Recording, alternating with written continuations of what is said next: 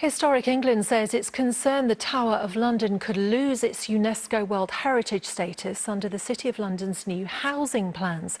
The organisation says the city's draft policies for skyscrapers and tall buildings are unsound and could result in serious adverse effects on the historic site. Consultation on the plans end in 10 days' time. And finally, secret gardens across London being opened to the public this weekend. The project involves more than 100 hidden green spaces, including a private city rooftop that overlooks St Paul's Cathedral. Will Davis checks it out. One of London's most recognisable buildings, seen from a rooftop not normally open to the public. But this weekend, visitors can gaze upon St Paul's and admire the garden on top of 25 Cannon Street, one of a number of secret and hidden gardens across the capital which has opened its doors. And although it was created for the office workers below, the designer is delighted so many people are enjoying it today. We decided early on that you're not going to compete with the view, so embrace it. So everything is set around the dome.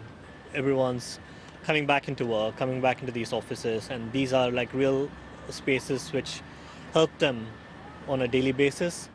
But it's not just for us humans. The herbaceous plants and grasses provide crucial food for insects in this otherwise concrete jungle. Across the river, there's an even more hidden gem. This one down Cardinal Cap Alley, a walled garden filled with spectacular plants and statues. It's one of over 100 hidden green spaces taking part in the Open Garden Weekend, which has been running for 25 years. It's all for an important cause.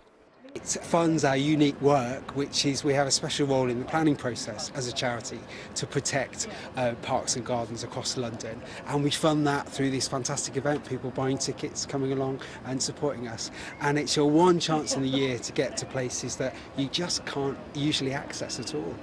Places like the community garden next door to the Tate Modern, an oasis of calm away from the tourists on the South Bank, in an area where many residents don't have a garden, and it's all maintained by volunteers who live nearby. I've worked with paid gardeners before. As soon as it starts raining, they all run for the shed, and the volunteers, it has to be, the rain comes in sideways and you have to tell them to like take cover. They are absolutely amazing. London Open Gardens wants to raise awareness of the importance of maintaining existing and building new green spaces across the capital. And of course it gives people the opportunity to enjoy those spaces, even if it is for one weekend only. Will Davies, ITV News.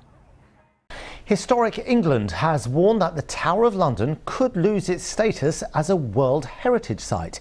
Historic England says proposals by the City of London Corporation for offices and tall buildings were likely to severely harm the Tower of London and St Paul's Cathedral. The corporation insists any development would protect heritage assets.